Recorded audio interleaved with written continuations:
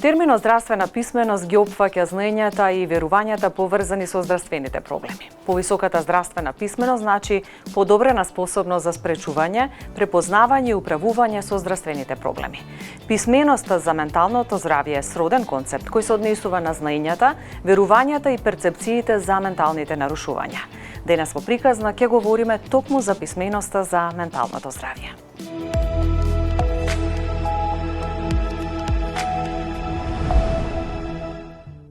Значи, менталното здравје представува еден интегрален дел од општото наше здравје. Двоглавно тоа ја вклучува нашата способност да се справуваме со промени, со предизвици, ја вклучува нашата способност да ги регулираме нашите емоции, нашите мисли, нашите однесувања, сепак во склад со барањата на средината. Менталното здравје овозможува да одржуваме, да воспоставуваме и одржуваме позитивни односи со другите, со други луѓе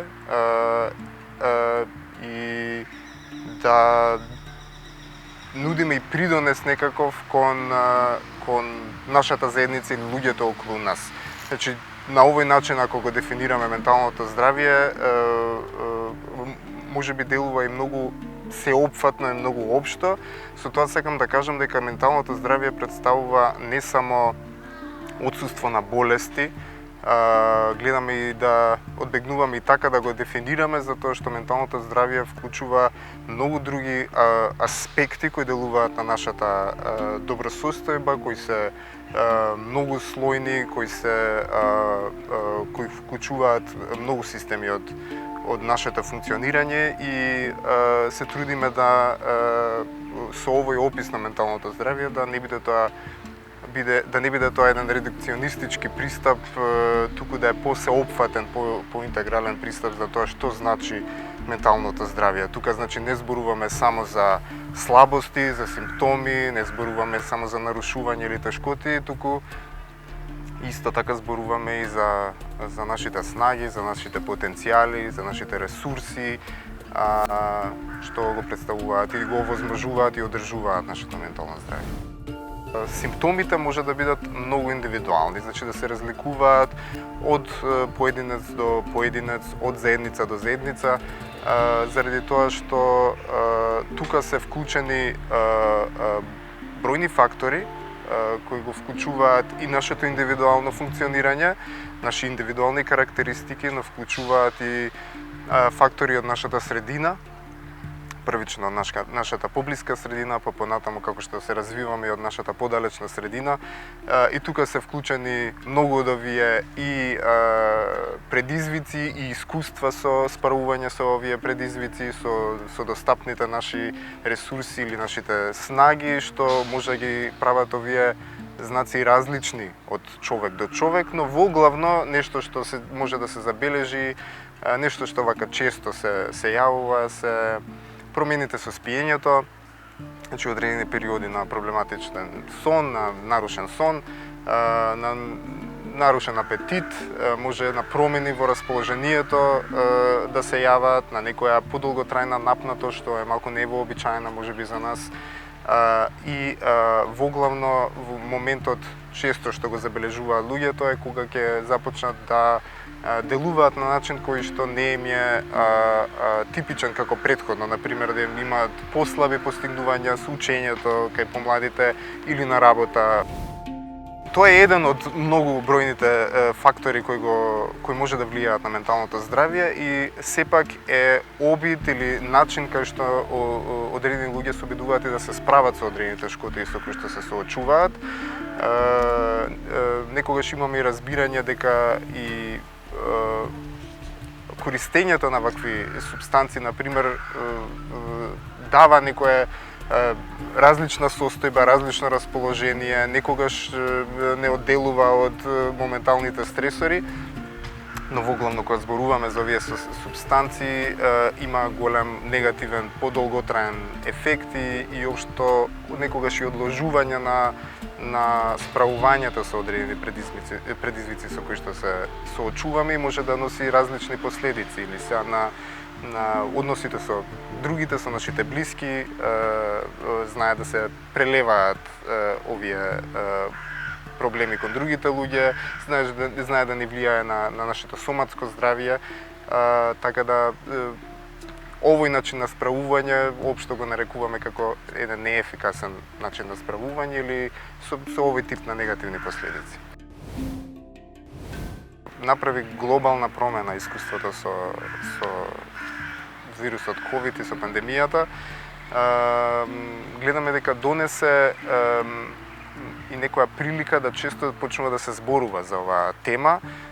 Забележавме овие особено рестриктивни мерки што досега и од нашето животно искуство се немаме соочено со таков тип на мерки, да сме дома, да сме затворени, да внимаваме околу човечките контакти или да ги редефинираме некако во тој период тие човечки контакти, изгледа дека направи голема промена во однос на менталното здравје, особено кај млади.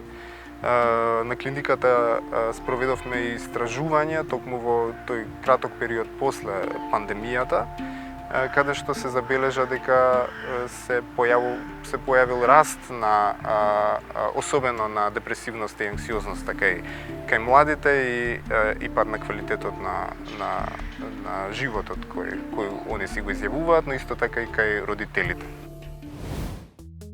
Писменоста за менталното здравје е особено важна тема кога станува збор за проблемите како расположението и анксиозните нарушувања.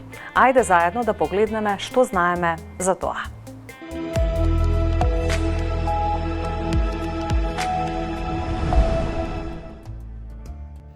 Менталното здравје е дел од нашето целокупно здравје.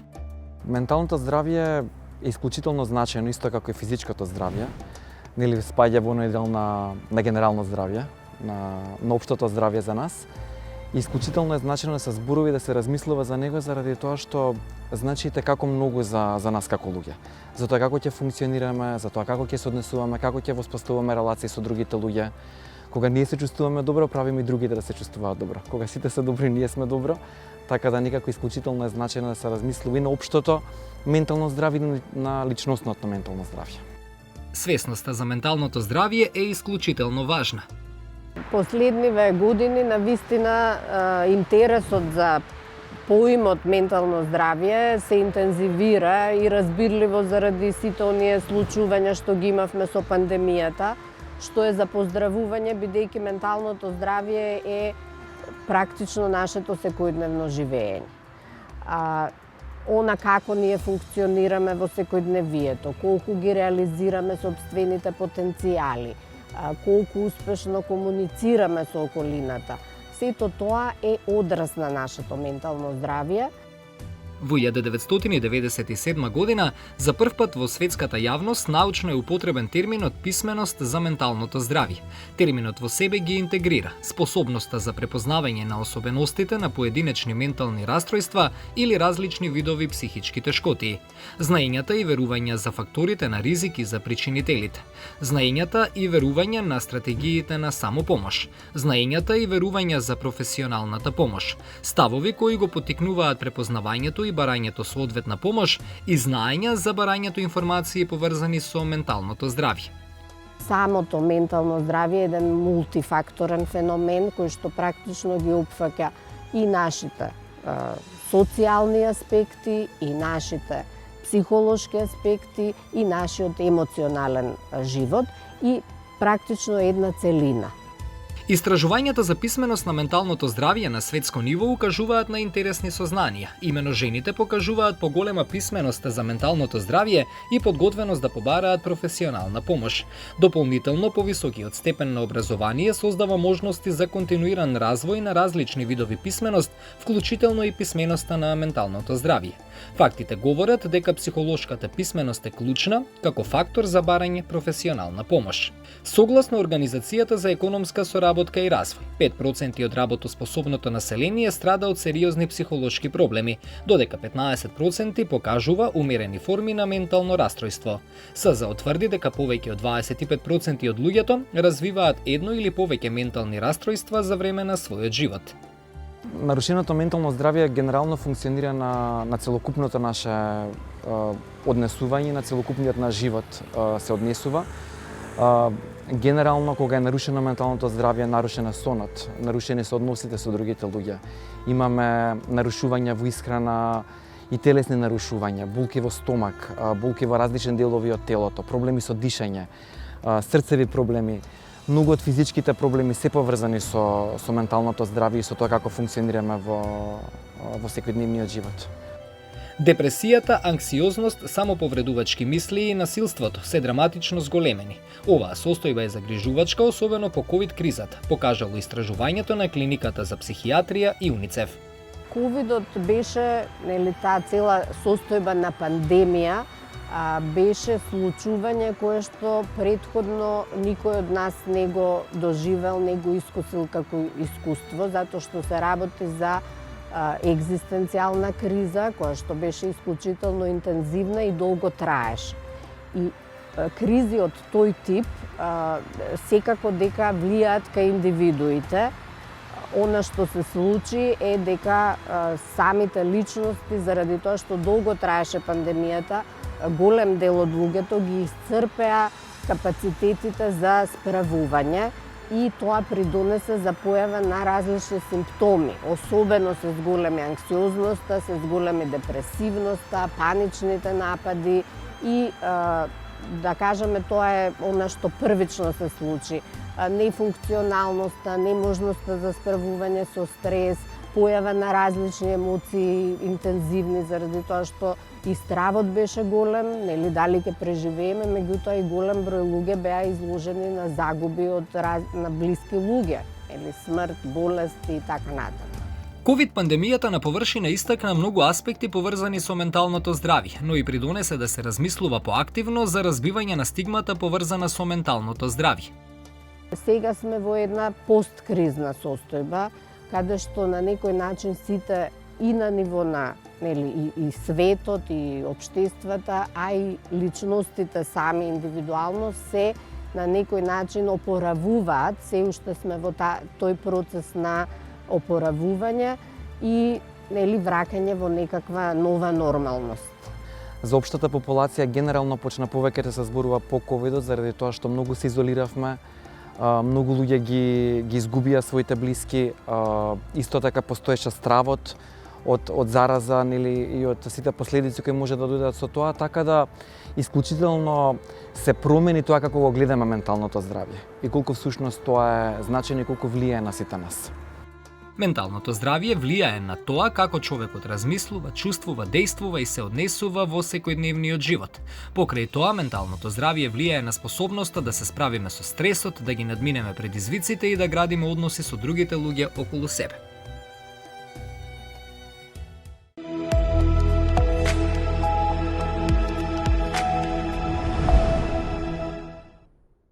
Кога не боли зап, одиме на заболекар. Кога имаме температура, бараме помош од матичниот доктор и слично. Но што правиме кога треба да го третираме нашето психолошко здравје? Па тука сме малку со поголеми отпори и јас често пати велам дека тоа е нормално, затоа што менталното здравје не може да се види со голо око, може само да се почувствува. И најчесто за ваквите состојби зборуваме на ниво на субјективно доживување. Например, кога ќе скршиме нога, одиме на доктор, меѓутоа можеме да видиме што е тоа што не боли. Можеме да видиме каде е отечено местото, имаме точен протокол што треба да се прави.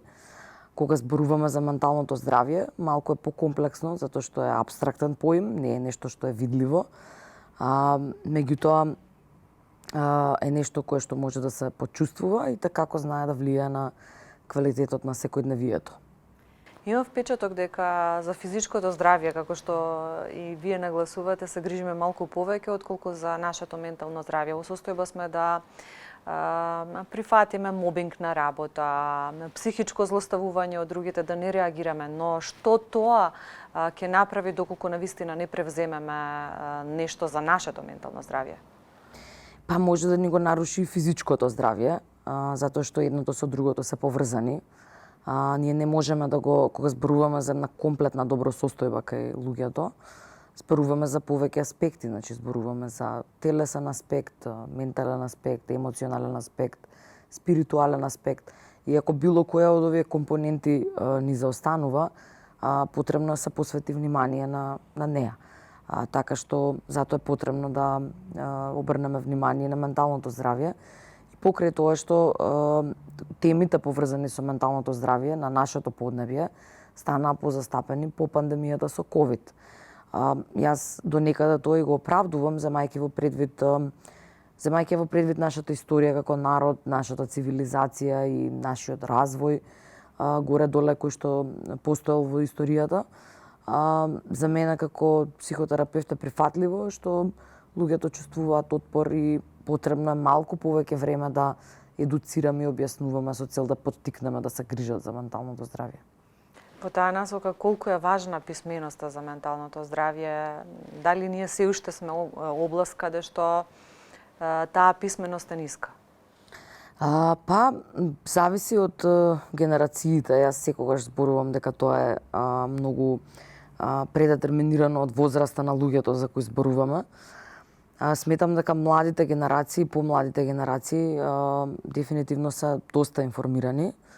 Меѓутоа, кај нив постои опасноста и таа опасност е реална од клиентите што доаѓаат на психотерапија, да едноставно прочитаат во морето од информации, прочитаат голем број точни и неточни информации и да се обидат да застанат на место на експерт кој што ги разбира овие тематики, поради тоа што има прочитано еден куп статии на Google, например, или книги, или што го ти дае. Сепак таму постои опасноста дека ќе се едуцираат, но ќе се едуцираат погрешно. Додека пак постарите можеби не читаат толку интензивно, не ги користат толку интензивно медиумските алатки, но кога доаѓаат на сесија пак се на некој начин поотворени да слушнат експертско мислење и да некако искрираат една вистинска реална слика за тоа што ги интересира, за тоа што го прашуваат. Дали одењето на психолог, на психијатар се уште табу теми кај нас? Дали луѓето полека се отвараат и сваќаат дека тоа треба да го направат затоа што се грижат за самите себе? Сметам дека се уште се табу теми, баш поради таа неинформираност.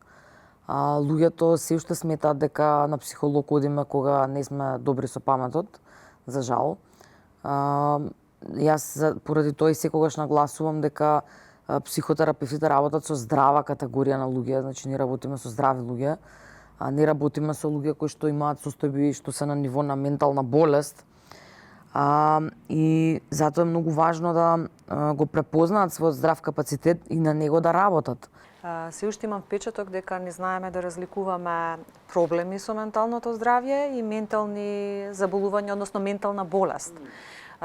Како тоа да едуцираме јавноста дека постои разлика, односно дека доколку имате проблеми со менталното здравје, не значи дека имате ментална болест?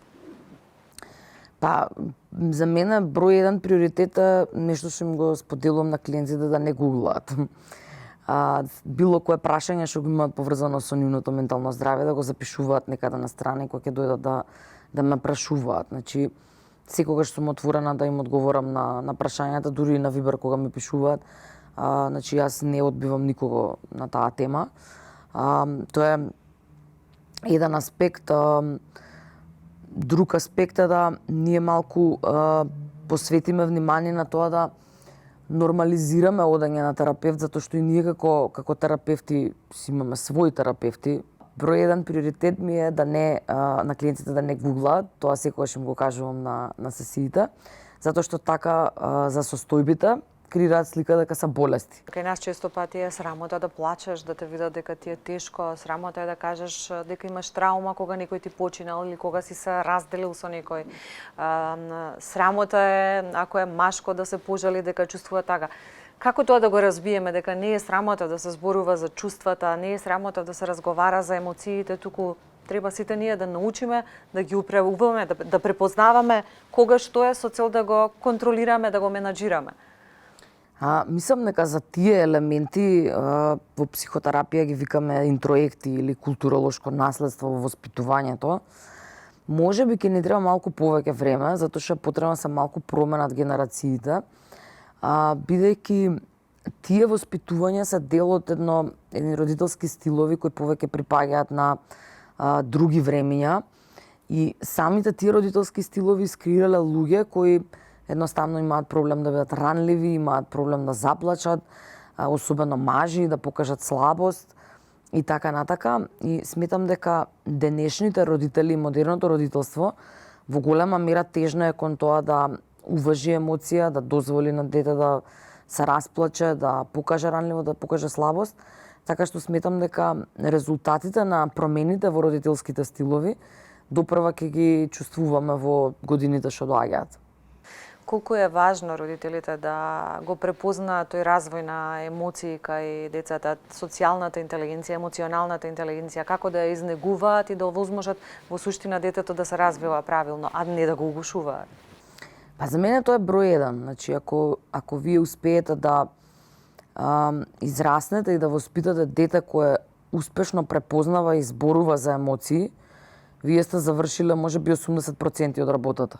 Затоа што тоа дете можеби нема да ги задоволи очекувањата, не мора нужно да ги задоволи очекувањата дека ќе биде доктор на науки, меѓутоа секогаш ќе тежне кон тоа да го бара правото место за себе и секогаш ќе тежне да ги бара правите луѓе за себе и тоа е вештина што трае од почеток до крајот на животот.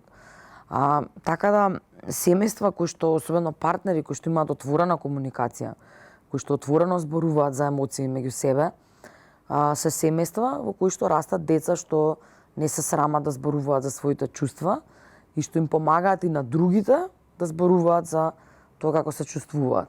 Од другата страна имаме едно типично балканско семејство, кое што е затворено на емоционални теми, во кое што емоционален проблем или конфликт во семејството се решава со чашка ракија или се решава со избегнување на проблемот, ставање на пикање на проблемите под тепих.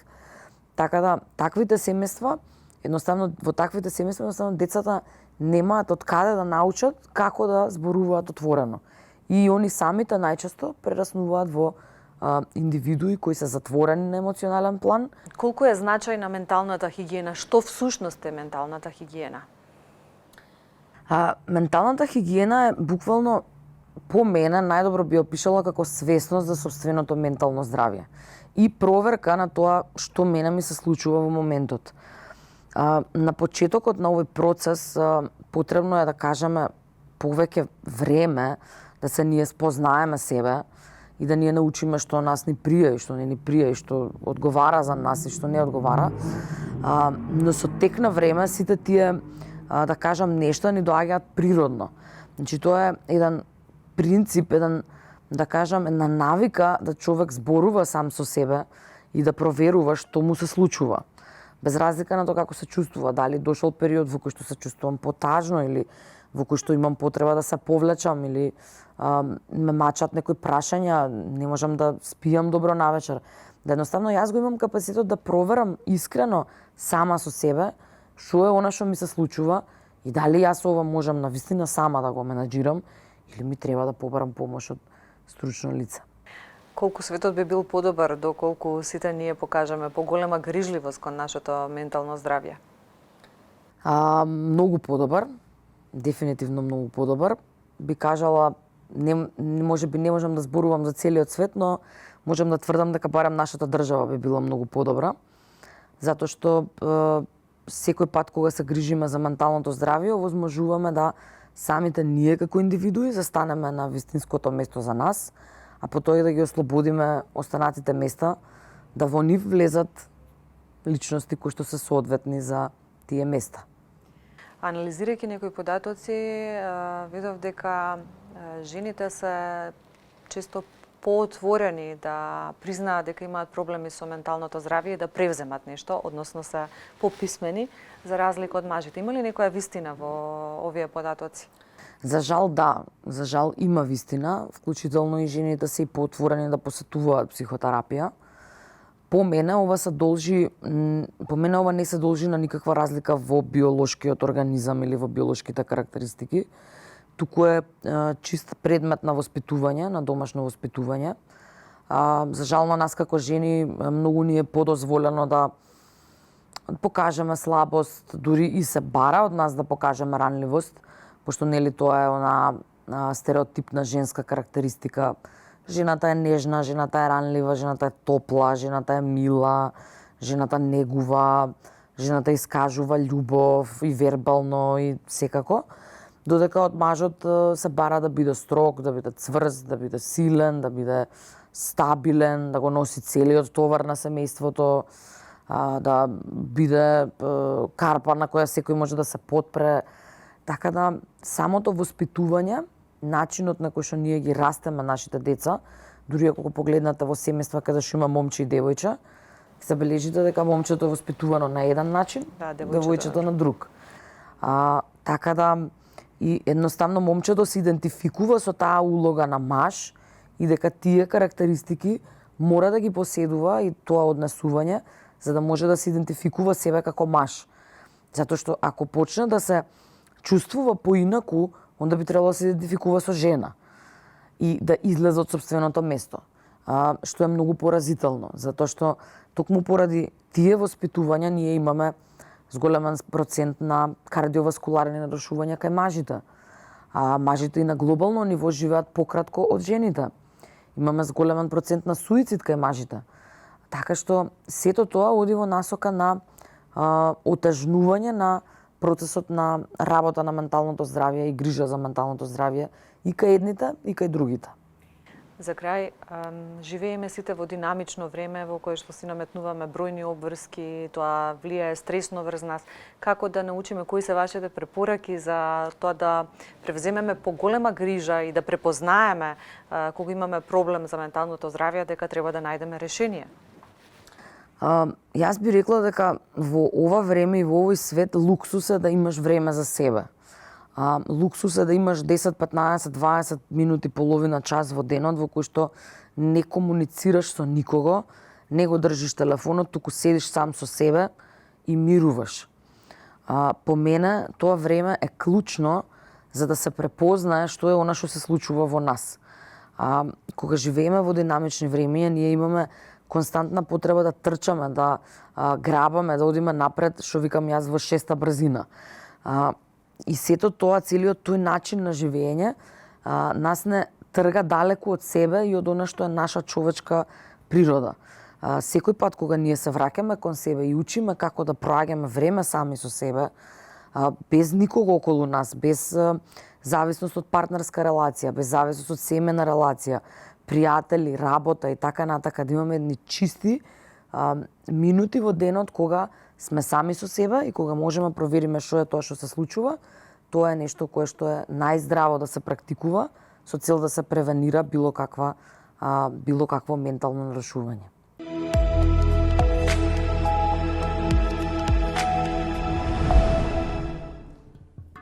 Брзото темпо на живење, во кое што немаме време да допреме до некој кој има потреба од поддршка и од подадена рака, не втурна во една масовна глобална отуѓеност, вели професорката Татјана Алексич. Здравиот разум, здравата психа е оно што е моментално за мене најбитно. Дури е побитно и од физичките аномалии и слабости. Еден физички дефект може да профункционира ако си ментално здрав. Ако си психички здрав, можеш да се справиш со сите нефункционалности на телото. Ние познаваме многу луѓе кои немаат екстремитети, физички хендикеп, па се здрави, прави и работат, пронаоѓаат смисла на животот и смисла на постоењето. Не треба никој да се срами ако забележи промени во своето ментално здравје и за тоа побара стручна помош, додава Алексич. Но дали во пракса граѓанството е оттргнато од стигмата? Ние возрастните треба да бидеме стабилни за да можеме на помладите да им помогнеме. Не би требало да биде обратно, значи младите да мора да созреат пред време, да го изгубат детството и да, ако имат проблем во семејството, да бидат грижа и подкрепа на родителите. Треба да е обратно, без оглед што на тој начин и децата успеваат да осознаат како луѓе да се очовечат побрзо ако имаат проблем семен, значи тоа треба да се избаждари кога е ситуацијата поволна, кога е неповолна. Меѓутоа треба секогаш да се побара стручна помош. Треба да се разговара за тоа што секој има потреба од разговор, да се зборува искрено за проблемите во семејството, со најблиските. Секој има потреба од нейропсихијатар, дека секој во животот има денови на депресија. Дека депресијата не е ништо страшно ако не трае долго. Може да се случи 2 дена, 3 дена да имаш волја за живот, се покреш преку глава, да очајуваш, да патиш, да страдаш. Меѓутоа, ако најдеш мотив, ако некој ти помогне, ти си веќе излезен од таа фаза. Значи, не може за се и се што да мислиме дека треба да се падне во депресија или во анксиозност. Може да се знае која. Често пати им велам на децата, 2 најважни работи во животот се оние работи за кои што треба да се грижите и кои се сериозни, се болест и смрт. Се друго може се надмине, оценка, конфликт, не знам, љубовни врски, раници, семени проблеми. Ништо не е така сериозно како што е сериозна болеста, колку сме немокни сите пред болеста и секако заминувањето од земниот живот, што е природен процес, но за да го пролонгира, децата треба да го чуваат своето здравје. За крај, професорката советува да не се подценува моќта на книгата и што се таа може да направи за менталното здравје на човекот. Не само книги од областта на психологијата, да прочиташ, сега има какви се нестручни книги, не знам, книги од како да се одвикнеш од пушење или од конзумирање никотин, па нели книги белетристика.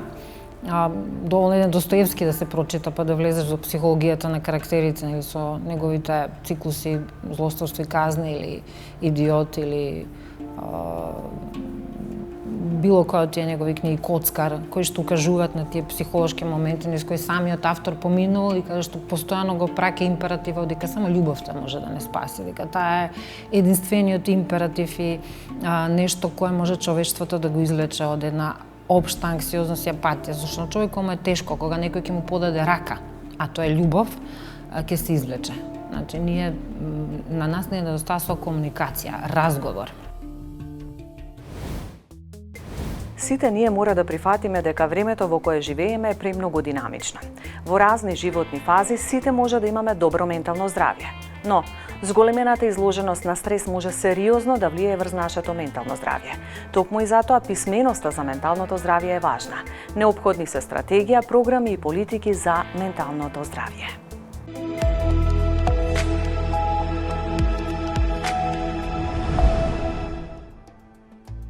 Сите ние мора да прифатиме дека времето во кое живееме е премногу динамично.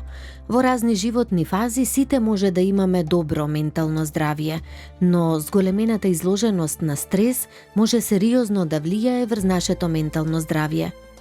Јас секој пат кажувам дека и малку кога се чувствувам дека нешто не сум окей или малку кога се чувствувам нервозен, тоа може да постои многу поголем, како да кажам, поголема позадина внатре што лежи за сето тоа. Не би го нарекол проблем, меѓутоа би го нарекол некаков предизвик. Многу често е пореметување во исхрана. Може да биде генерална анксиозност, стресна работа, незадоволство тоа што ни се случува во животот. Она што ние го дефинираме како несреќен сум. Нели зборот депресија многу лесно се користи, многу лесно стана дел од нашата генерален секојдневие, меѓутоа не се што го кажуваме депресија класична депресија, меѓутоа е дефинитивно некакво нарушено ментално здравје. Потоа може да биде проблеми со сон, се многу честа работа. Така да избегнување контакти со луѓе, изолирање, немање желба да се излезе. Токму и затоа, писменоста за менталното здравје е важна, а неопходни се стратегија, програми и политики за менталното здравје. Многу често во денешниот, да кажам, капиталистички свет се наметнува оној принцип на мораш многу да работиш, мора да постигнуваш високи очекувања, да поставаш пред себе високи цели и често тоа доведува до прегореност на работното место и многу често луѓето тоа не го препознаваат, едноставно одат по автоматизам, се до еден момент кога ќе почнат да им се појавуваат психосоматски манифестации, значи чирвожелудник, зголемен шекер, несоница, проблеми со хормони и тоа е веќе знак дека телото алармира дека начинот, стилот на живот не е ефикасен, веќе не е добар за единката. Јавноста честопати знае да ги поистовети лошото ментално здравје и менталната болест. Ова е една, да кажам, предрасуда што е доста присутна во јавноста. Менталното здравје не значи отсуство на ментална болест, токму заради ова што претходно го кажав, бидејќи е мултифакторијално. И луѓето кои што мислат дека нели јас немам некаква ментална болест, сум добро, нели добро се чувствувам, меѓутоа затоа велам тие битно е да си ги поставуваме тие подпрашања, да си ги мапираме нашите актуелни чувства за да видиме дека не секогаш некаков посериозен психолошки симптом укажува на ментална болест.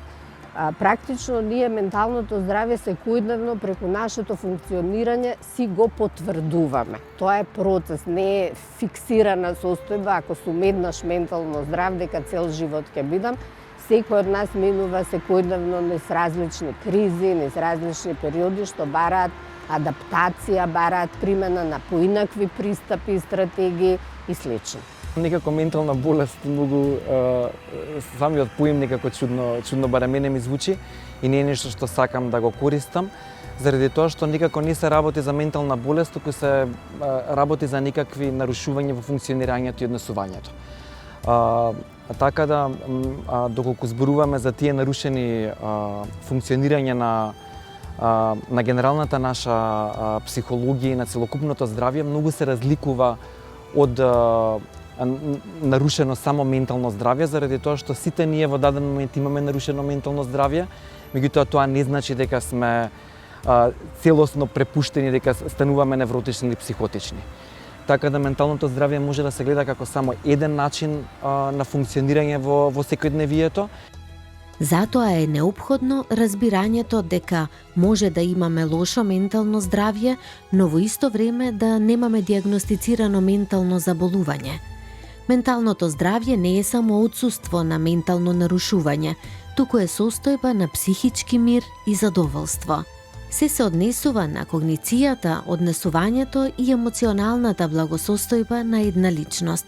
Менталното здравје влијае на активностите што ги имаме, врските со другите луѓе и физичкото здравје.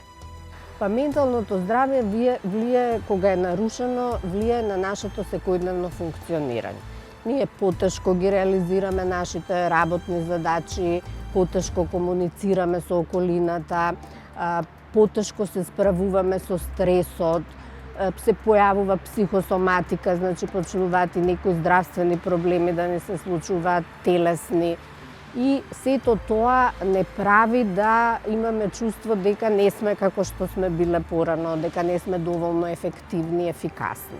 И тоа е препорака да секоја личност да го свати сериозно, затоа што на тој начин нашиот, да кажам, психолошки апарат дава сигнал дека на таа личност е потребна помош.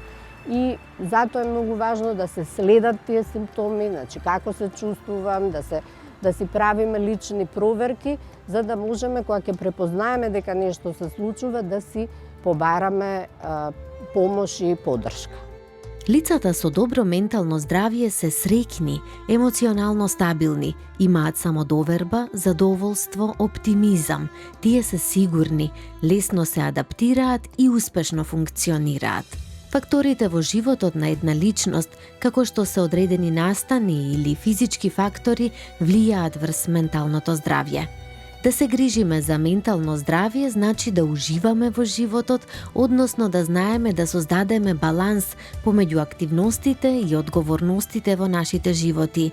Да не се трупаме само со обврски, туку да најдеме и нешто кое ќе не ослободува од напнатоста што ја создаваат обврските.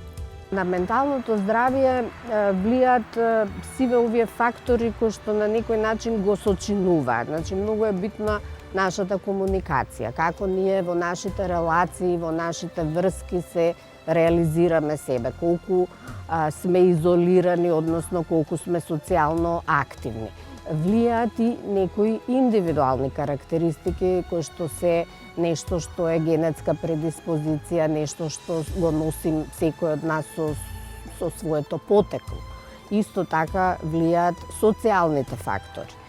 Не е исто, нели, ако секојдневно сме изложени на кризи, општествени, закани од војни, од конфликти, притисоци, и во општество каде што постои спокој, каде што постои просперитет. Значи тоа влија.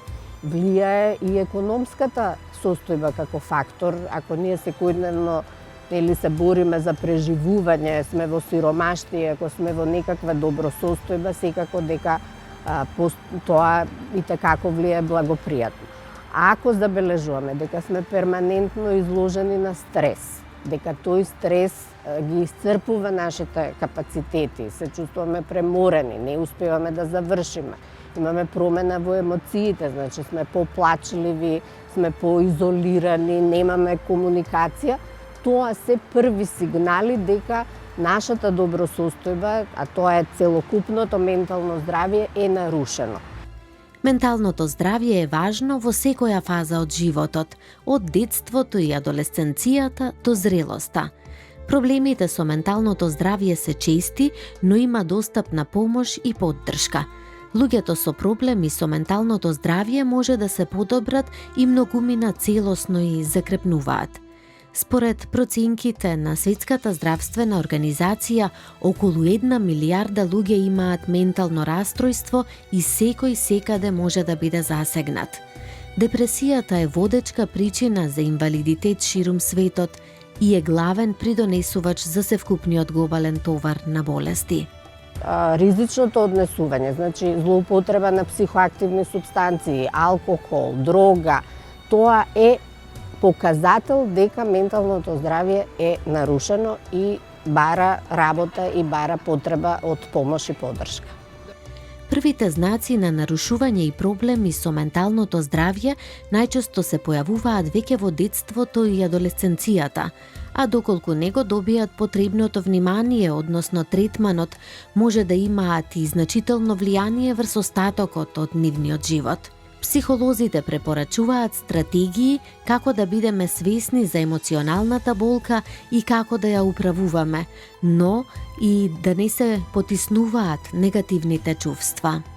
И токму заради тоа препорака да луѓето наоѓаат свој начини како ќе се релаксираат, како ќе се опуштат, како ќе се погрижат за себе, за сите овие, значи и за емоционалниот аспект, и за социјалниот, и за психолошкиот, затоа што менталното здравје, задржувањето на менталното здравје е практично нешто што е работа на личноста. Не ни е така дадено, треба да работиме на тоа. Дури и едноставни активности низ грижата за себе може да бидат дел од ефективна рутина за ментална хигиена. Слушање смирувачка или оптимистичка музика, зборување за вашите чувства со пријателите или семејството и одржување на умот зафатен со правење мали задачи. Ништо не може да се направи за луѓето да се заштитат од менталните здравствени состојби. Ова е мит кој ќе го демистифицираме заедно сега во приказна.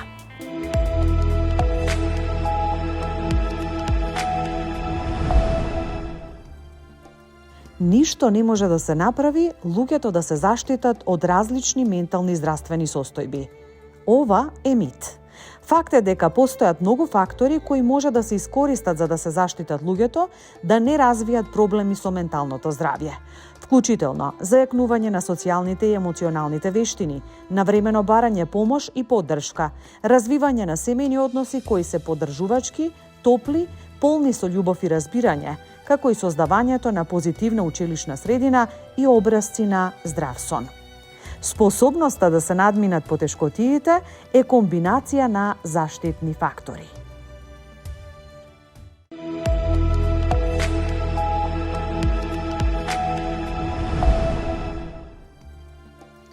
Десети октомври е Светскиот ден за заштита на менталното здравје. Се одбележува во организација на Светската федерација за ментално здравје од 1992 година. Секоја година, илјадници представници и поддржувачи се собираат за да ја прослават оваа годишна програма за свесност, чија мисија е да ги расветли менталните болести и ефектите што ги имаат врз мнозинството од глобалното население. Менталната хигиена е наука што ги проучува проблемите на душевното здравје на луѓето и презема мерки за негово сочувување. Поимот ментална хигиена прв го употребил Вилијам Светцер во 1843 година. На почетокот од 20-тиот век, психологот Клифорд Витингамбирс започнал движење за ментална хигиена, откако доживеал малтретирање во ментална установа, по која бил заради вознемиреност и депресија. Тој се залагал за подобар третман на лицата со ментални нарушувања и зголемена свесност за менталните заболувања. Секојдневно правете по една работа што попрво би ја избегнале. Благодарение на тоа ќе бидете спремни да го поднесете притисокот кога ќе ви се укаже неопходната потреба да направите нешто слично. Ова е мислата на таткото на американската психологија Вилијам Џејмс, со која што ќе заокружиме оваа приказна. Во следната ќе зборуваме за менталното здравје на младите. Довидување.